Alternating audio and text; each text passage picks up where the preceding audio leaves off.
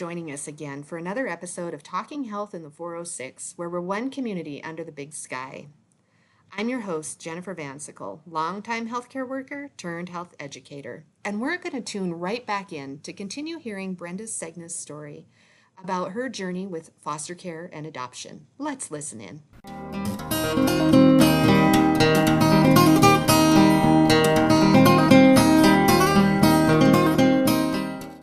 And so, Brenda, when you first decided to, had you been a foster parent before, Jet and Autumn? Oh yeah, a few You are. times. Okay. And I've got a 4-year-old that I have Okay. permanent legal guardianship of too. So yeah, so I've got my daughter's raised, I have grandkids, and now I have a house full of kids again.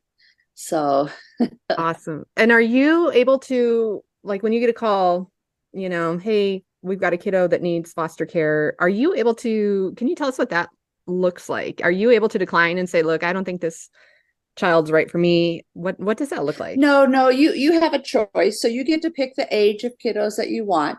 And so Jet and Autumn were honestly the first teenagers I've ever taken. I always get the littles, the babies to, well, they've all been babies, so I really have just had babies. And so that's a whole new beast too, because the kids I get don't talk back. They don't talk at all. And so then you go to teenagers, and um, it's different in the same. I compared Jet and Autumn to my 4-year-old because they were just as needy, only because they weren't ever able to make decisions on their own. And so having to do everything for them and trying to get them to become more independent, that was a rough road. I would say that was the hardest thing. Because it was just frustrating, because I had to spend all this time helping my 4-year-old, and then I had to do equal with Autumn and Jet. And it was like, you can make these decisions on your own, like what to wear, or just stuff like that, those decisions were made for them. Or, you know, go fix your breakfast. And it's like, instead of me having to put everything out for them, it's like, you can go grab a box of cereal, a bowl, and a gallon of milk and fix your breakfast. But they couldn't. I mean, that took me like almost 3 or 4 months to get them to independently do that. And so it just becomes, it's not their fault, but you just get frustrated because it's so much more time to get ready in the morning or to do anything, because you have to do every little thing.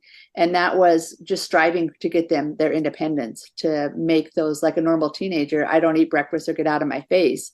I still don't have that. They're pretty independent, but still very respectful, and still asking. I mean, Jet's almost 18 years old, and it's like, can I go do this? Can I apply for this job and work here? It's just not what you would expect. I mean, I've had normal teenagers who, come and go, and you're begging them, for information, where they share every detail of their life still, because they finally have somebody to share all those details with. And so I can tell you every move they make at school. I can tell you everything they do, because they share all of that. And a lot of it comes from being in those group homes. They weren't allowed to do anything, and so now it's, while they're more independent, they share everything, like every little thing. So, and I'm not complaining, because it's nice to know exactly where they're at or what they're doing. And which, if you have a normal teenager, that's not true. Mm-hmm. you Mm-hmm. know, you're they eat and sleep at home, and that's Yep. it. Yep. Yep. I can sympathize. I have a similar one, and anything that goes on at school, I have to go ask a coworker because her daughter will tell her everything. And so yes, I can completely sympathize with that. So, one thing that I hear people worrying about is, if I wanted to dive into being a foster parent, all these kids are damaged, and I don't mean that in a bad way, but they've had major trauma. they No. they were fetal alcohol, so that or their parents were on drugs, their mom was on drugs when they were in utero, and these kids are going to be having major issues. It's probably more than I can handle. What has your experience been in all of your time fostering, and the other foster parents you may Okay. know with that? What would you say to somebody that's considering being a foster parent as they're having I those would thoughts? say so. Every single kiddo I've had has had drug and alcohol, um, in utero. I mean, it's been you as a foster parent, or you, however you're going to do this, you have the opportunity to change the trajectory of their life. So I have a baby now that wasn't supposed to walk, wasn't supposed to do anything. She was so horrific when I got her. But if you saw her from day one till now, you would not know that she's not a normal baby. And so if you do the physical therapy, you do, yep, it's work. But if you had a child that needed those, you would dedicate that.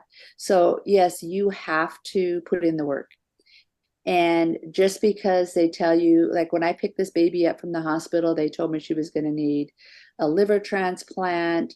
She could be deaf. She may not talk. She may not walk. Like I had this long list and it looked horrific. And it was like, okay, am I up for this? Am I? And clearly at that point, it didn't matter if I was up to it or not. I was already in it. But I jumped in. I did everything that they asked me to do. I did all of her PT. I did everything. And now she's just looks like a normal, healthy baby. You would never know the difference. And I would say that my 4-year-old too, um, he he was 6 months old and I had a play mat and he would not go off the mat. Like he wasn't crawling, he wasn't doing anything. And I took him to an eye doctor. He couldn't see. So they put glasses on him and I put him on the floor and he just shot across the floor. He was afraid to go off the mat because he know what's there. And so it was the same thing. I did CPR on him like 4 times within the first week that I had him. And so, yep, there are going to be things, but if you're willing to put in the time, they're worth it. And he's normal now. He's healthy.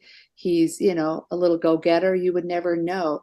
So I mean, yep, there can be, but if you're willing to do what they say, and it's just a waiting game to see. Like I know some are worse than others, but it's like anything else with a baby. If you're fearful, they're going to be fearful. If you can put your fears aside, yep, stuff is going to happen just like it is with your own children. And if you show fear, they're going to feel that fear and they're going to feed off of it. If you just jump in there and do it and you're normal, and everything's going to be a whole lot easier. Yeah, I could definitely see that. And I know one fear I've heard from people is, well, I would love to adopt. I would love to adopt a baby or a very young child, but I'm afraid I'm going to get one for like 3 years and then that kiddo is going to go back to their parents, go back to a bad situation. So, like my 4-year-old, I was only supposed to have him for 2 weeks. Then it was 4 months. Then it was like literally right before I got him, we were working on reunification, and I was supposed to take him back to his parents in 2 weeks. And then they just stepped back. And so, I mean, ultimately, the goal is reunification, but 3 years is a long time to be in the system.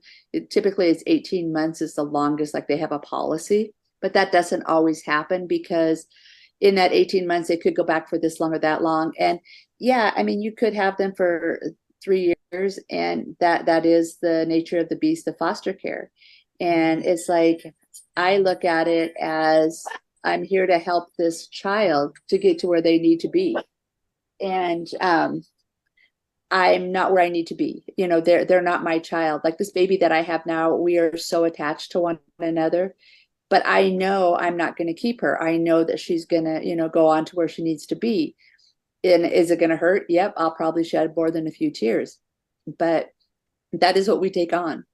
And so we have to do that. And I always tell people it's kind of like healthcare, because I worked in healthcare for 25 years, and you get attached to some of your patients, but they're not yours. You have to let them go. And so it's putting in a healthy boundary. And it's like, I never in my mind have thought that this is my baby or that I'm going to keep her. And I guess that's where a lot of foster parents, it's like, until it's signed, the paperwork is signed, they are not yours to keep. You're their caregiver. You're there to love them and to provide for them and give them everything that you can. But until it's actually the ink is dried, don't cross that line. This isn't your baby. And you have to realize that, yep, you're probably going to end up having to give them back to the parents or wherever they need to be. But that is what you signed up for. Ultimately is to just be the caregiver. And I think that for me being an older foster parent, a grandma is what I'm going to say, is that for those of us that are grandparents, we don't have the intention that we're going to keep all of our kids. We've raised our children, and we are there for the sole purpose of being like, I'm Yaya, I'm the grandparent.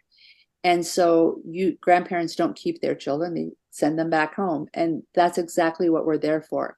So you get these younger families that come in and they have the opposite goal. They want a family, they want to adopt. It might take 3 or 4 before there's finally someone that's ready to adopt. So you have to be patient, and you have to, again, don't cross that line that this is my child. It's not your child until the ink is dry. I love that. And that's, when you stop and think about it, it's so true with anything in life. Attitude is everything. And even if you are a young couple that wants to adopt a baby, that totally makes sense.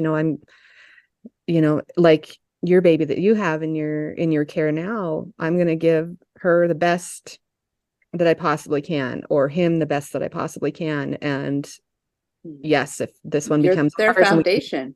yeah, then at least if I have You're, to hand them over, it's going to hurt, but I know I've contributed goodness to their life, and then someday it will work out. I yep. mean, I know we got some statistics, and as of December of last year, so December 2022, Montana has 2,600 kids in our foster care system right now, but 85 of those are waiting for adoption, and so Yeah. it's ineligible to be adopted. It's a And so, lot. And I'll bet you if you broke that down even further, they're all older kids, yeah, because it, it's really hard for people to wrap their brain around adopting an older child. yeah, so in 2021 in the United States, 53,500 kids were adopted, and 29% were 9 years old and older. But the average age of adoption is 6 years old, nationally in our country. And so, Yeah. yeah, And I think there the issue becomes people want this little, they want this perfect child they're going to adopt, the little blonde hair, blue eyed, whatever it happens to be, and everything's going to be wonderful. But no matter what, that you have to realize that this child's had trauma. And once your honeymoon period, they are going to be the perfect child. We call it the honeymoon period. For however long that lasts, they're not going to do anything. But then after the honeymoon, you're going to see that child. And again, they're going to act out, and it gives you the opportunity to grow with that child. And every time that they act out and you do a reasonable punishment and they realize that the punishment isn't, there's the door, it gets a little bit easier. And they're testing you. They're testing you. What's going to happen if I do this? What's going to happen if I do that? And it's like, okay, like for Autumn, it was, I'm not coming down and eating dinner. I don't want to eat dinner. No, it's dinner time. No, I'm not going to do it. You're going to make me?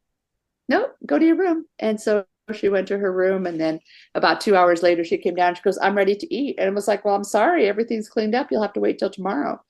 And she's like, you're not going to feed me? Nope. I said, I had dinner on the table and you said no.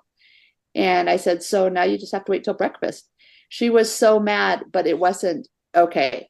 Kick me out. And she tested probably more than Jet, probably more frequently. And it's just, you can't, I think you're like, my punishments changed from my biological daughter to these kiddos. How I punish kids changed. How I react to kids changed. They couldn't, they're different, and everything's a test. So the reasoning behind the behavior was totally different than, everything they showed bad behavior, but it was on purpose, and it was to test me. And so I tried as hard as I could not to react to it. It's just like, okay, in fact, I had people comment, they're like, how come you're not upset? How come you're not? And I was like, because they want a reaction. And I said, so number one, I'm not going to give them a reaction. And number two, I said, it's going to be, I said, they'll get punished, but it'll be minimal, because they want you to go, to say, oh, she did all of this, I can't do this. And so if I just do the minimal and they're staying here, then it eases them through it a lot quicker than, oh, you're grounded for 6 months and now you got to go, pull all the weeds in the yard and do all this. And we have had not, I don't think I've ever grounded them for 6 months, but we have had where they've had to pull weeds and pull rocks and do all, I mean, we've gotten to that point, but nothing, nothing major. Like I said, it's just how you react to it. And you just have to learn that how you, and I guess that has to do too with foster care, because how you not necessarily react, but how you punish is a little bit different because they have their own rules on what's acceptable and what's not acceptable. And so that kind of really is a guiding point. And so you have that and you're like, oh, okay. And so that helped to doing foster care all these years. And it's like, oh, okay, so like your timeout, we're going with littles now because your timeout is 30 seconds or a minute, and it's like, okay, things are just different than if it's your own kiddo. So you have to learn all of those, but as you learn it and then you realize, oh, okay, this is way easier than how I used to punish my daughter. And in fact, my daughter comments all the time, man, if that was me, I was like, yeah, I know, I learned. But I think that's true with any parent. If you have kiddos, if you think about it, they're your biological kids, how you treated and punished that first one compared to how you did the last one is 100% different, because we learned what worked, what didn't work, and we kind of grow from that. And so I would say from having my daughter to the kids I have now, it's 100% different, because I've grown, I've learned, I've had so many classes, so much education. And so things just look different now. Yeah, I could definitely see and appreciate that. For sure. And so were there, like, when you signed up to be a foster parent, were there classes like, or did they have you go like read some sort of handbook on some of this stuff? Like, here's what is allowed, here's what's not allowed. There were classes, there were handouts, and then I teach for the school district. And so I have all of these education classes that I have to take every year. And honestly, those are probably more because it's more of how a teacher handles a situation in a classroom. And so using a lot of those tools, like I do probably 10 more than I have to, just because there's something that I want, like trauma or just bullying, just different things like that, or even learning to recognize bullying. So I can recognize when my kids are being bullied long before they're being set up to be bullied. And it's like, I can stop the situation because I've had that training. But they do. So you have to have continuing education credits for your license every year. So you have to take so many classes anyway. There's books out there. So I've done probably, like I said, more than I should. But it's like, if I'm having an issue, I'll go find a class on it and go take it. And it's like, okay, like these two, the older kiddos, again, that same fear factor, I'm taking them out of a group home. And so it's learning more about group homes, why they're in there. And then the mental health aspect of it all, the anger, the fear, the learning to see it, and then learning how to help them to adjust. Like Jet was on so many meds when he got here. He had a sleeping pill. They gave him a sleeping pill at 2 o'clock in the afternoon and another one at 10 o'clock. So pretty much he was out until the next morning. From the time he got home from school until he got up the next day, he was out, because I didn't want to deal with his anger and frustration, his anxiety. Now he's only on an ADHD. He's off all his meds and he's just fine. He's learned, we slowly weaned him off, mostly so that he could learn how to deal with his anxiety. And I say anger because it's just the anxiety and it just comes out. And it's like, this is appropriate ways to deal with it, and this is not. And so as we went through each stage of teaching him how to react, how to calm himself down, what's fearful, what's not. Like I said, walking up and down the stairs when it was dark, or not sleeping. And he just quit sleeping with the light on in June. So he slept with the light this whole time. He was just terrified of the dark. And so it was getting him through that without medication. And I want to say in September, we took him off the last of his anxiety meds, and he's just on his ADHD meds. And he's doing really well. Things have come up at school. He's gotten mad, but he calms down really quickly. He has learned to calm himself down.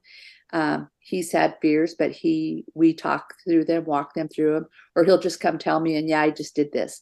So they're in these group homes. Nobody teaches them how to deal with emotions, how to deal with, and so you do have to, but you can do it. And it's just like learning what you need to do. Go talk to a therapist, go talk to a psychiatrist. How do I do this? If you don't know how to do it, and ask, they just need somebody to teach them. And you don't think, they've never had parents. They've never had anybody to show them. Like Autumn, when she got here, it's like, okay, who do I have to fight when I go to school? I'm like, what? And she goes, well, you have to fight the bullies. And I was like, no, we don't fight in this house. And she goes, well, if they hit me, I'm hitting them back. And I said, no, we don't hit back. And she's like, what? She's like, who are you and where are you from? But I said, we do things differently, but nobody's ever taught them. So that's where you come in as a parent, and you have to realize you have to go all the way back to that 4-year-old is what I say, because I make them, my 4-year-old, when he does something wrong, he has to come to you and he has to acknowledge, hey, I broke your toy, or I did whatever. He has to admit it. He has to acknowledge it. And then, I'm sorry that I did that. Please forgive me. And I also had to do that with Autumn and Jet, because they'd never had to apologize for stuff. They've never had to acknowledge that they did something wrong. And so that one was harder for Autumn, like admitting that she did something wrong. Oh, she would get so angry at me. But it's like, you have to learn this too, because even though they're the age that they were, nobody taught them. Nobody taught them these things. And so that becomes you. And you just have to realize, if you can bring them back and teach them these things, they're going to be so much stronger and so much better off. And your sanity is going to be safe, because you're not going to be getting frustrated. It's like, oh, it's not their fault. I just have to show them. And now they're doing it on their own. Very awesome. And so through all of this, through foster care, did you have to pay anything? Were you like, to be a foster parent, or then when you decided that it was time to adopt Jet and Autumn, did you have to go and fund like your own attorney for those steps? So you don't have to pay for foster care, but I'll come back to that one. But let me talk about the attorney first. So the attorney, they send you a list of who they want, and then you apply they have scholarships and funds that can help you pay for the attorney, and you just have to fill out the paperwork and apply for it. As far as foster care paying, you have to realize that these kids come with the shirts on their back. Mostly they have no clothes, they have nothing. Like even Jet and Autumn, so they came with size 10 to 12 clothes, and they were both in small adult or medium adult. So they were still fitting into little kids' clothes. Their shoes, Jet was wearing a 10 and a half, and he has a 13 and a half foot. So like basically I had to provide, well, I made a mistake too. So when I met them in Missoula, I took them shopping in Missoula and bought them all new clothes, shoes, everything from head to toe. And I was just there for the weekend, and I let them take everything back to the group home. So by the time I got them here, the kids in the group home had taken all their stuff. So I had to do it a second time. But yeah, you just have to realize that, and there are places that can help. There's some secondhand stores that will help and will let you do all of that.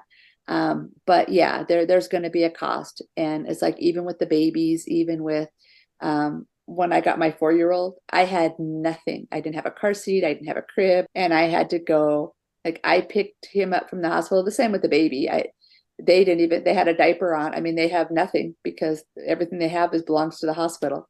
So I picked him up in Great Falls, and I had to run to Walmart. Like, I had to get clothes, a diaper bag, diapers, bottles. I had to get a car seat, everything, because I had nothing. And I don't know what I expected. Like, they were going to hand me everything I needed for a baby from the hospital. But it was going in there, and then the nurse saying, okay, do you have this, this, this, and this? And I'm like, what? And they're like, well, we'll give you a couple bottles of formula, but this is the formula he's on, and this is what you need. So I literally had to run to Walmart and get everything that I needed for. And the same with this last little one. Well, all of them, every foster child I've had has come with nothing.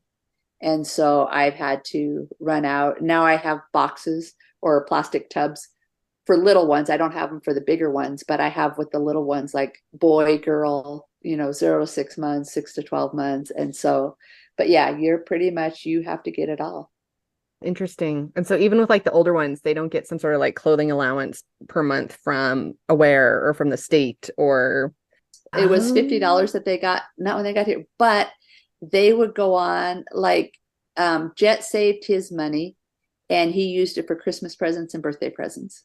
And then Oh. Autumn bought stuffed animals, earring, just instead of in fact, I Autumn came with this jacket that she just loved. It was like a little Nike sweatshirt. And she's like, yeah, I went shopping. I was like, where did you go shopping at to get that? And she goes, at the lost and found at school. And so she went through the lost and found to get her clothes. And so it's just stuff like that. And so, yeah, they got, I don't even think it was every month, but so they got $50. They got $50 for Christmas and $50 for their birthday. So, and that was their Christmas. So their first Christmas here was just jaw dropping for them. I mean, we had Christmas tree. Actually, it was Thanksgiving. We started with Thanksgiving because at the group homes, nobody knew how to cook turkey, so they never had a turkey. So that was their first thing. And then when we put up the Christmas tree and there were presents under there for them, and it was just like, what? It's like, we don't just get $50 and we get to go order online. It was like, no, you don't get to order anything. I said, you have to wait and see what I got you. And so that was all new to them too, not to just to be able to have presents that somebody got for them. So it was just all new. Everything was new, even birthday parties. It was like, oh, we're doing a birthday party. You can invite friends. They'd never had that, where in the group homes, they had a cake and they got one present on the day of their birthday, and that was it. Which was fine. But here they can do like Autumn for her last birthday. She had a karaoke party. We did a s'mores bar. So we had all the different candies. They had the fire pit. And so it's just being able to have fun things appropriate for their age and to be able to, oh, I can invite a friend. What do you mean I can invite a friend? That was really hard to understand or to grasp. And I can So, see where even if, you're a family considering foster care and maybe you don't have a lot of spending money. Yeah, you don't have a lot of the extra. There is help. Our school sends bags upon bags to the Goodwill, or they do clothes drives specifically for kiddos in our school in this situation, where there would be help out there and just simply inviting them into your life, like you say, for Thanksgiving and letting them be part of the daily life. Sitting down to a family dinner together could just enrich lives where, right. And I yeah, would say that too, even for kids in group home, become like a big brother or big sister. I don't know what that process is, but I know there's people here that do it, that actually take the kids out. Well, and these kids had them too. They had former foster parents that would go and pick them up for the weekend or go take them out for their birthday or just to dinner, and just try to realize and think that, I mean, you can still be part of their lives and part of their journey, and kind of, form a relationship that way and help guide them along. And then if they need stuff, they have somebody, just to do that, or having little talks with them. Like, and it's the depth of information. And it's like, oh my gosh, it's the lack of, there's nobody in the group home, they're workers. They right. get paid their wage Keep them and alive, keep the they're kids going to cook the alive meal and and make. that are in there. Yeah. Yeah, yeah. And so it's like not, I think the biggest thing with Autumn is asking for help with homework. Nobody ever helped her, so she just didn't do it. And so now she has to do it because that's a requirement in my house. Is, you got schoolwork, you got to do it. And so she'll sit up in her room and be frustrated an hour before she comes down. Oh, I think I need help. Okay, well, as soon as you need help, come down. But it's getting her to that point, that and to realize you do have somebody that can help you. That's why we're a family. We can help one another, but they don't have that. And so when I say it's every little thing, it is every little thing. That's interesting. And there, yeah. And like you say, I love the idea how you mentioned even just being a big brother, a big sister to Yeah, to these the kids in the kiddos. group home, Mm-hmm. take them to Absolutely. McDonald's. They'll be thrilled. Yeah. And that's the thing too. It's like, so when you're in high school, you can start going out to lunch. You don't have to eat in the cafeteria. And a lot of these kids, they have no money. Okay, you realize that they get $50 a couple times a year, but they have no money. And a lot of them aren't allowed to work either, so there's no job. So get them a gift card to McDonald's, get them a gift card to Taco Bell, give them $20. Here you go. Go do this, go do that. or like the cell phone's a big thing for any teenager, and they don't have them. They can't afford them. The group homes can't afford them. Hmm. So if you can afford, like my policy, it's $10 for me to add a phone. If you can add a kid on your phone, and I mean, get permission and all, what are the boundaries and stuff, but those are just freedoms that these kids want and they don't have. They just want to be normal. They just want to be like every other teen, but they stand out from the pack because they can't go to McDonald's for lunch. They can't text a friend. These are just normal teenage things. Um, when Jet and Autumn got here, Autumn just took off with the cell phone. Like she just thrived. Jet was afraid of it. Like, I can talk to people whenever I want to. Like, he didn't know how to wrap his brain around that. And it took him, I would say, probably 6 months longer than Autumn to get used to having a cell phone. Jet didn't do quite so because he's more fearful. But to him, it's the fact that he can talk to his friends. He's home. He can have a friend over, and neither one of them are yet like a normal teenager where they're just in and out. They're here every single night. They come straight home from school. There's no family is important to them right now because they haven't had one. And Hmm. so it's more important for them to be home. They have friends. They both have friends, and they do. Autumn's probably more social than Jet, but she probably goes and hangs out with friends maybe 2 to 3 times a month, and Jet probably 2 to 3 times every 4 or 5 months. So that's from a normal teenager to they want to be home. They want to be because they've never had it, and so they're not sick of it yet. So and sick of it is just kind of this little, teenagers don't want to be around they want to do their own thing. They both work. They both have jobs, and so they go straight to work and come home. They just don't. I'm not seeing the normal teenage where they're never here, and I'm fighting with them to come home. Hmm. We're not there yet. We're Hmm. we're just not there yet. I want to take a moment and thank Brenda for sharing her story with us, as well as Jet and Autumn for allowing Brenda to share some of their story as well. If you would like more information on becoming a foster parent, resources available, or anything at all regarding what you've heard in these podcasts, please visit our website at talkinghealthin the406.mt.gov. Until next time, take care.